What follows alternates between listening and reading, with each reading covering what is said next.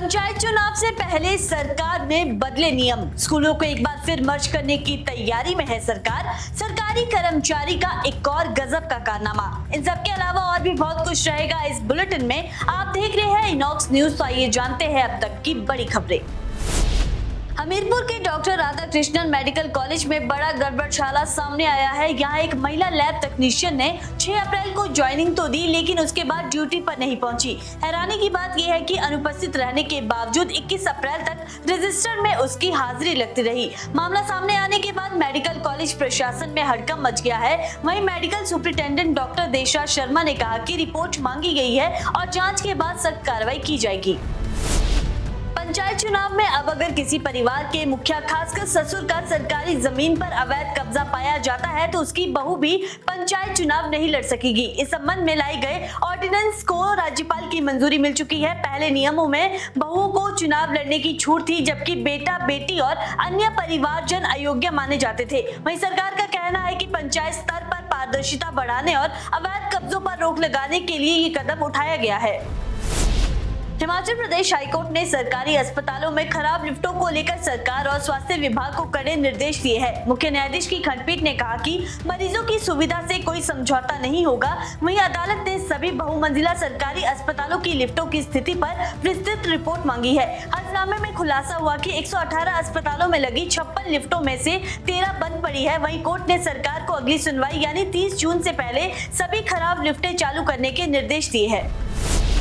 हिमाचल प्रदेश में 5 से कम विद्यार्थियों वाले प्राथमिक और माध्यमिक स्कूलों को मर्ज या डाउनग्रेड करने की तैयारी शुरू हो गई है। शिक्षा विभाग ने प्रस्ताव तैयार कर मुख्यमंत्री की मंजूरी के लिए भेज दिया है। पंचायती राज चुनाव प्रक्रिया खत्म होने के बाद कैबिनेट बैठक में इस पर फैसला लिया जाएगा। वहीं शिक्षा मंत्री रोहित ठाकुर ने कहा कि कम छात्र संख्या वाले स्कूलों को नजदीकी स्कूलों में समायोजित कर शिक्षा की गुणवत्ता का बेहतर उपयोग सुनिश्चित किया जाएगा।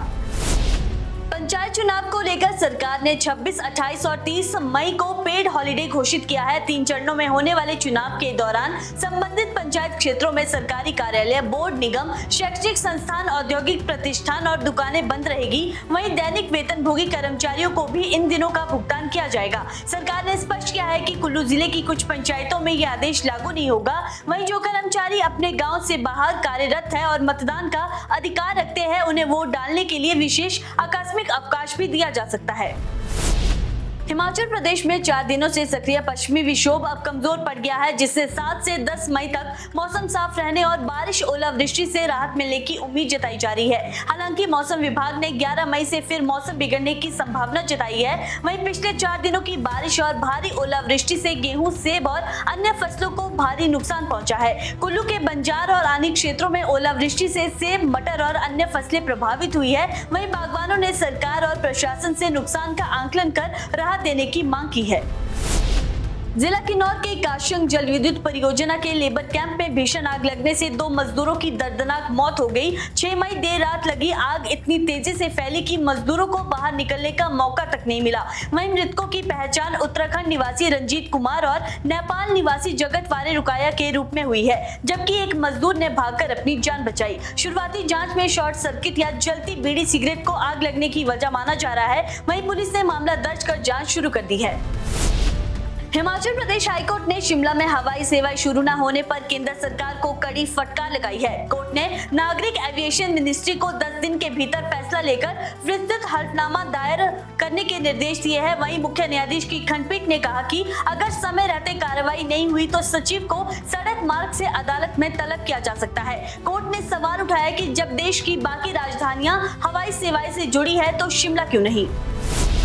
जिला शिमला के चौहारा विकास खंड की ग्राम पंचायत टांगरू जांगलिक में वृद्धावस्था पेंशन से जुड़ी कथित गड़बड़ियों का मामला तूल पकड़ता जा रहा है। परिवार रजिस्टर की नकल, पेंशन सिफारिश और पात्रता दस्तावेजों को लेकर कई सवाल खड़े हुए हैं। वहीं मामले में तत्कालीन पंचायत सचिव की भूमिका भी जांच के दायरे में आ गई है। मुख्यमंत्री के निर्देश के बाद विभाग ने जांच तेज कर दी है और रिकॉर्ड खंगाले जा रहे हैं। वहीं अधिकारियों ने संकेत दिए हैं कि दस्तावेजों में गड़बड़ी साबित होने पर संबंधित कर्मचारियों पर कड़ी कार्रवाई तय है।